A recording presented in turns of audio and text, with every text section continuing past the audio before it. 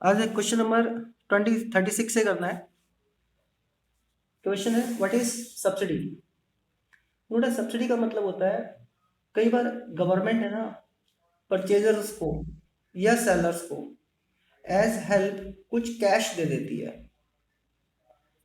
तो गवर्नमेंट ने जो कैश दिया एज हेल्प कंज्यूमर को या सेलर को, इस कैश हेल्प या कैश ग्रांट को कहा जाता है सब्सिडी। जैसे फॉर एग्जांपल, आपको पता है कि जो एलपीजी सिलेंडर है, एलपीजी सिलेंडर सपोज 1000 रुपीज़ का है मार्केट प्राइस उसका, और गवर्नमेंट को लगता है कि 1000 रुपीज़ में तो बहुत सारे लोगों को बड़ी प्रॉब्लम होगी, अफोर्ड नहीं कर पाएंगे। तो गवर्नमेंट क्या करती है, इसका जो मार्केट प्राइस 1000 रुपीज़ है ना, गवर्नमेंट कहती है परचेजर को कि अगर आप एक एलपीजी सिलेंडर परचेज करोगे तो आपको सपोज 300 रुपीज़ गवर्नमेंट की तरफ से कैश बैक मिल जाएगा, और आपके ऊपर नेट कितना पैसा देना पड़ा आपको, इसका मतलब 700 रुपीज़। तो गवर्नमेंट ने जो 300 रुपीज़ दिए ना परचेजर को उसकी हेल्प के लिए, दिस इज कॉल्ड सब्सिडी। और ऐसा नहीं कि गवर्नमेंट सब्सिडी केवल परचेजर को ही देती है, वो प्रोड्यूसर्स को भी दे सकती है, इन्वेस्टर्स को भी दे सकती है। फॉर एग्जाम्पल सपोज बेटा, इंडिया का ये वाला एरिया बहुत बैकवर्ड एरिया है, बहुत ही बैकवर्ड एरिया। यहाँ पे कोई भी इंडस्ट्रियलिस्ट अपनी इंडस्ट्रीज या फैक्ट्रीज नहीं लगाना चाहता क्योंकि यहाँ फैसिलिटीज नहीं है, जिसकी वजह से इस एरिया के लोगों को जॉब्स नहीं मिल पाते और अनएम्प्लॉयमेंट बहुत ज़्यादा है इस एरिया में। अब गवर्नमेंट क्या करती है, इन्वेस्टर्स को बोलती है कि भाई आप इस पर्टिकुलर एरिया के अंदर अपनी इंडस्ट्री या बड़ी बड़ी फैक्ट्रियां लगाओ, और अगर फैक्ट्री लगाने में सपोज आपका 100 करोड़ रुपया खर्च होगा तो उसका 20% या 30% गवर्नमेंट की तरफ से एज हेल्प मिल जाएगी। ठीक है। अब जब इन्वेस्टर्स को लगेगा भी 100 करोड़ रुपए से सपोज 30% यानी कि 30 करोड़ रुपीज गवर्नमेंट की तरफ से एज हेल्प मिल रहे हैं, तो बहुत सारे इन्वेस्टर्स इस पर्टिकुलर बैकवर्ड एरिया के अंदर भी अपनी इंडस्ट्री लगाने के लिए इंटरेस्टेड होंगे।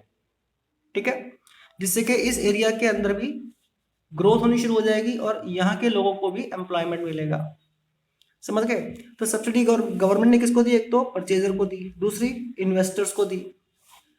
अच्छा, कई बार गवर्नमेंट क्या करती है, एक्सपोर्टर्स को भी सब्सिडी देती है। For example suppose garment exporters हैं इंडिया के, और उनके गारमेंट्स है ना इंटरनेशनल मार्केट में सपोज बिक नहीं पाते क्योंकि प्राइस ज़्यादा है। तो गवर्नमेंट चाहती है कि हमारे कंट्री के बने हुए गारमेंट्स एक्सपोर्ट हो।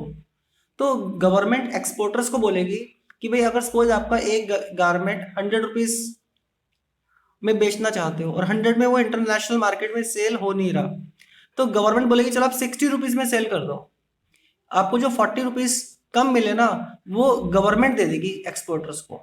समझ गए। तो यहाँ पे एक्सपोर्टर्स को जो सब्सिडी दी गई, इसका मोटिव क्या था, एक्सपोर्ट्स इंक्रीज करना। और आपको पता है किसी भी कंट्री की गवर्नमेंट अपने कंट्री के एक्सपोर्ट को इंक्रीज करना चाहती है जिससे कि फॉरेन एक्सचेंज आए। क्लियर है बेटा ये बात। अच्छा, अब इसका आंसर मैं शेयर कर रहा हूँ, एक बार आप रीड कर लीजिए। हाँ बेटा, क्वेश्चन नंबर 36 ध्यान ध्यान से रीड कर लो।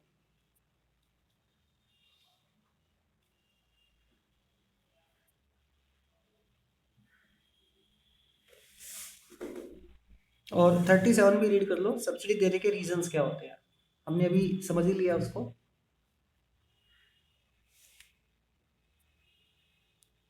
हाँ बेटा, इस पेज को भी धीरे धीरे रीड कर लो ध्यान ध्यान से।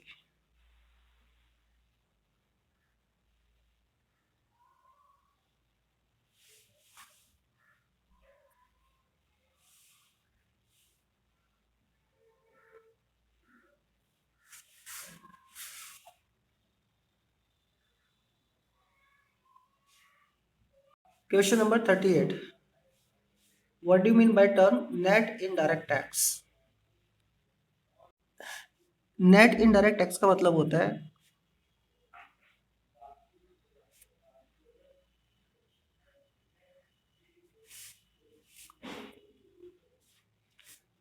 इनडायरेक्ट टैक्स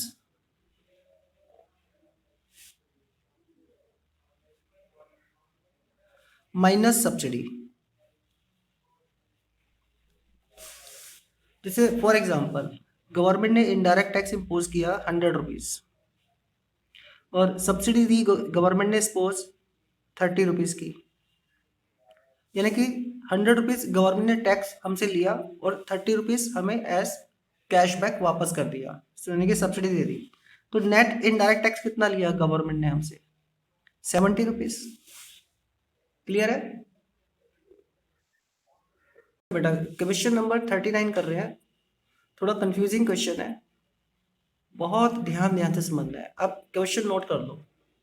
वो कह रहा है कि एक्सप्लेन करो why subsidies are added and indirect taxes are deducted from domestic product at market price to arrive at domestic product at factor cost. क्या मतलब हुआ इसका?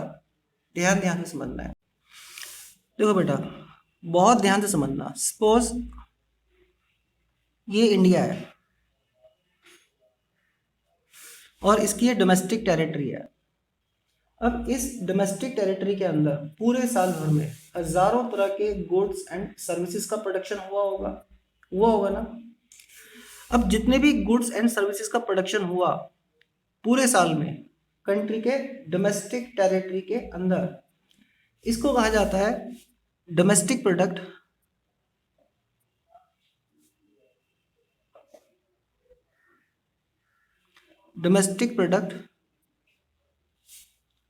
एट फैक्टर कॉस्ट, या यूं बोल दो शॉर्ट में domestic product at factor cost. Domestic product at factor cost का मतलब होता है कंट्री के अंदर गुड्स बनाने की जो प्रोडक्शन कॉस्ट आई है, यानी कि इसका मतलब हुआ प्रोडक्शन कॉस्ट या मैन्युफैक्चरिंग कॉस्ट। समझ गए? ये प्रोडक्शन कॉस्ट हो गया। अब सपोज प्रोडक्शन कॉस्ट है 1000 रुपीज। क्लियर? लेकिन जब इस सामान को मार्केट में बेचा जाएगा तो गवर्नमेंट जीएसटी या वीएटी या एक्साइज ड्यूटी जैसे कई तरह के इनडायरेक्ट टैक्सेस लेगी ना, इनडायरेक्ट टैक्स। तो जब गवर्नमेंट इनडायरेक्ट टैक्स ले रही है सपोज इनके ऊपर 300 रुपीज, तो बता सकते हो कि मार्केट प्राइस कितना हो जाएगा? मार्केट में ये सामान कितने रुपए का बिकेगा? 1300 का हो जाएगा। 1300 का हो गया। लेकिन गवर्नमेंट कुछ सब्सिडी भी देती है, सब्सिडी मीन्स कैशबैक देती है। सब्सिडी दी गवर्नमेंट ने सपोज 100 रुपीज, तो मार्केट में प्राइस कितना हो जाएगा? 1300 में से गवर्नमेंट ने 100 रुपीज कैशबैक दे दिया तो मार्केट प्राइस हो गया 1200। इसको कहा जाता है डोमेस्टिक प्रोडक्ट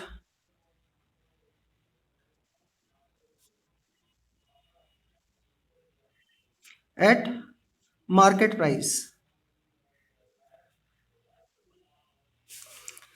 ठीक है? अब यहाँ या शॉर्ट में बोल दो domestic product at market price. अब अगर हम इसका फॉर्मूला बनाना चाहें तो ध्यान से समझना बेटा। Domestic product at market price कैसे आया था? वो आया था domestic product at factor cost, जिसमें हमने ऐड किया था इनडायरेक्ट टैक्स और माइनस किया था सब्सिडी। समझ गए? अच्छा, अगर दूसरी तरफ अगर हमें domestic product at factor cost निकालना हो, domestic product at factor cost निकालना हो तो क्या फॉर्मूला बन जाएगा? Domestic product at market price, ये प्लस हुआ था ना, तो अब माइनस होगा क्योंकि हम रिवर्स जा रहे हैं। Indirect tax plus subsidy. समझ गए? तो इसीलिए ये कहा जाता है कि domestic product at market price में से हम इनडायरेक्ट टैक्स को माइनस करते हैं और सब्सिडी को प्लस करते हैं, तो domestic product at factor cost आ जाता है। क्लियर है? नोट कर लीजिए इसे। हाँ बेटा, ये आंसर भी आप रीड कर लीजिए धीरे धीरे।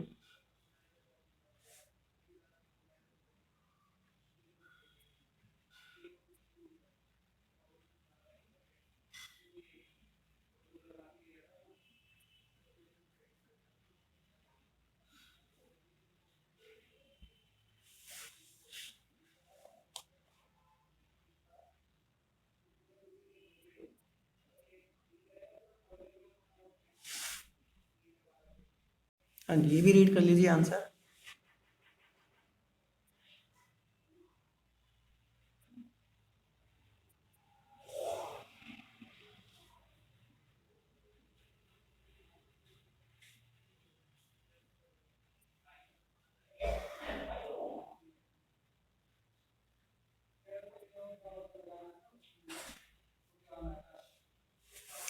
Now question number 40, what do you mean by term factor cost and market price.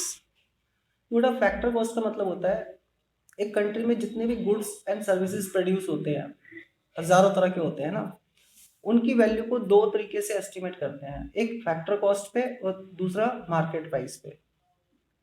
Factor cost का मतलब होता है जब गुड्स और सर्विसेज प्रोड्यूस किए जाते हैं ना, तो जो फैक्टर्स को पेमेंट की जाती है in the form of rent, wage, interest and profit.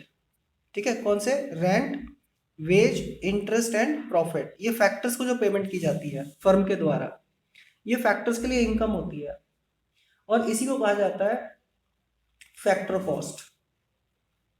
ठीक है, लेकिन जब सपोज फैक्टर कॉस्ट आ गई किसी चीज को गुड्स प्रोड्यूस करने की 1000 रुपीज, जब इसको मार्केट में बेचा जाएगा ना, तो इसमें जो इनडायरेक्ट टैक्सेस गवर्नमेंट ने लगाए हुए हैं वो ऐड कर दिए जाते हैं, और अगर कोई सब्सिडी दी हुई है तो वो माइनस कर दी जाती है। सपोज फैक्टर कॉस्ट आई 1000 रुपीज, गवर्नमेंट ने इनडायरेक्ट टैक्सेस लगाए 300 रुपीज और 100 रुपीज सब्सिडी दे दी, तो मार्केट में कितना प्राइस हो जाएगा? 1000 में 300 ऐड करेंगे और 100 माइनस करेंगे, यानी कि 1200 रुपीज मार्केट प्राइस हो जाएगा। क्लियर? रीड कर लीजिए इस पेज को ध्यान ध्यान से। बेटा ये आंसर ध्यान ध्यान से रीड कर लो।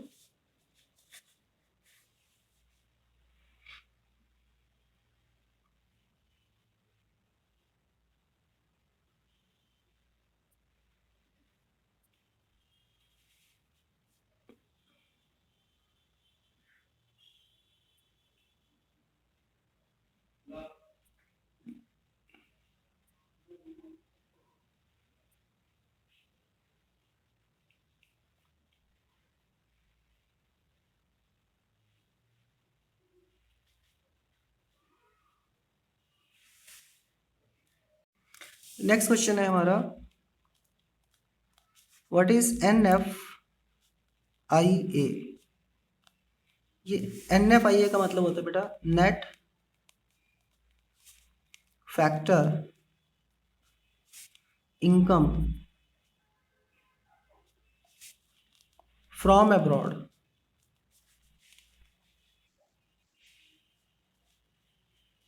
इसका क्या मतलब होता है net factor income from abroad का? एक एग्जांपल से समझो।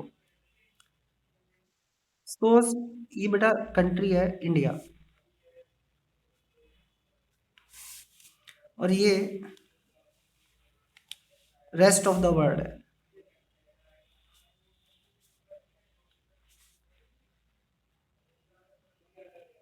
अब सोचो कि इंडिया के अंदर रेस्ट ऑफ द वर्ल्ड से पूरे साल भर में बहुत सारी इनकम का इनफ्लो होता है ना? इनकम रिसीव की जाती है। सपोज इंडिया ने अब्रॉड से इनकम रिसीव करी 100 रुपीज की, इसी तरीके से इंडिया से बाहर के लोग भी तो इनकम अर्न करते हैं, यानी कि इंडिया बाहर के लोगों को इनकम पे करती है।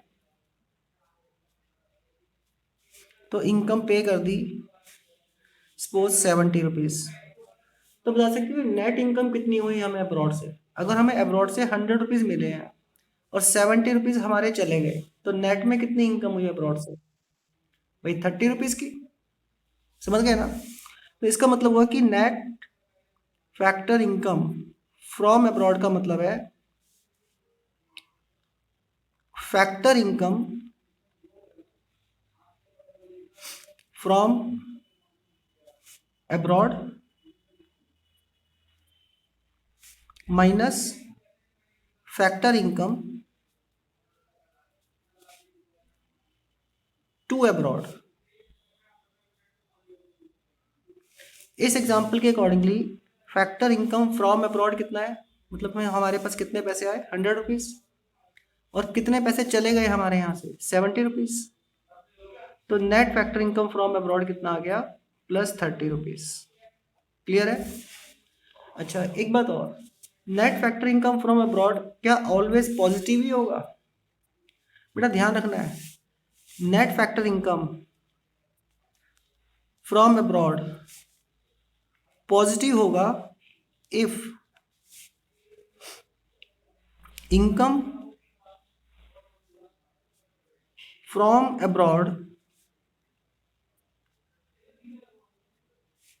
ज्यादा है as compare to income to abroad. जैसे इस एग्जांपल में आप देख रहे हो, हमें 100 रुपीज रिसीव हुए, 70 रुपीज हमने पे किए, तो net factor income from abroad कितना आ गया, +30, तो ये पॉजिटिव हो गई। अच्छा, दूसरा point, net factor income from abroad negative होगी, कब होगी, अगर इनकम फ्रॉम अब्रॉड कम है as compare to income to abroad. Means suppose हमें 100 रुपीज मिले और हमने बाहर वालों को दिए 150 रुपीज, तो फिर तो माइनस में आ जाएगी ना। तीसरी चीज, net factor income from abroad zero होगी बेटा, जीरो कब होगी, income from abroad equal to है अगर इनकम टू अब्रॉड के। क्लियर है बात? ठीक है बेटा, जिसे नोट कर लीजिए। हाँ जी, ये net factor income from abroad theory आप रीड भी कर लीजिए ध्यान ध्यान से।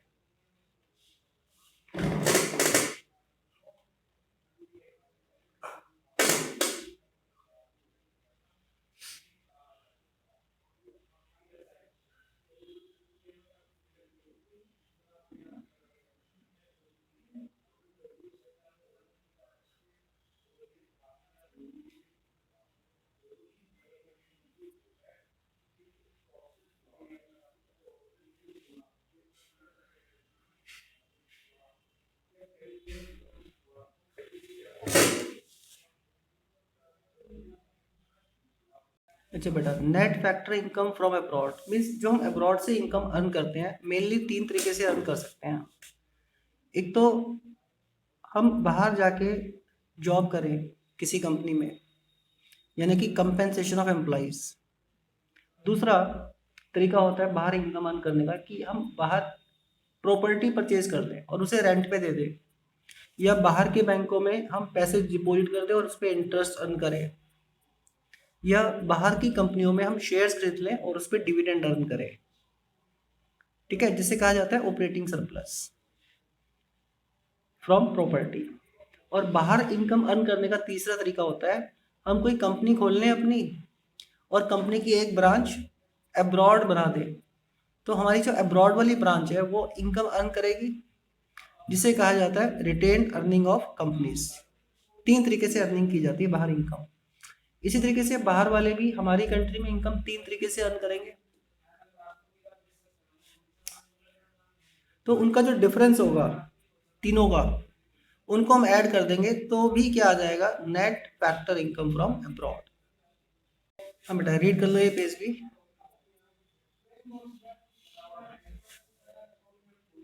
अरे बेटा, question number 42, net factor income from abroad का क्या सिग्निफिकेंस होता है। इसका सिर्फ एक ही सिग्निफिकेंस है, ध्यान से समझना। देखो, डोमेस्टिक इनकम के अंदर अगर हम ऐड कर दें net factor income from abroad, तो फिर हमारे पास नेशनल इनकम आ जाती है। यानी कि कहने का मतलब यह है कि national income domestic income plus net factor income from abroad होता है। और अगर हम net factor income from abroad add ना करें तो फिर वो हमारी डोमेस्टिक इनकम रहती है। यही डिफरेंस है। लास्ट क्वेश्चन कर रहे हैं चैप्टर का, what are the components of net factor income from abroad. तो ये तो हमने अभी भी कर ही लिया है। Net factor income from abroad के 3 कंपोनेंट होते हैं, एक कंपेंसेशन ऑफ एम्प्लॉइज, दूसरा प्रॉपर्टी इनकम, और तीसरा रिटेन्ड अर्निंग्स ऑफ कंपनीज। तो ये आप रीड भी कर लीजिए। मीन्स अब्रॉड से 3 तरीके से इनकम कमा सकते हैं हम।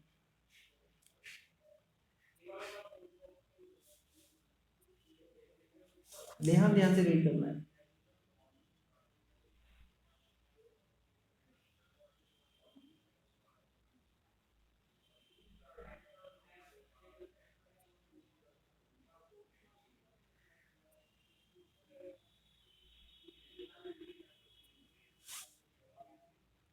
ये भी पेज रीड कर लो।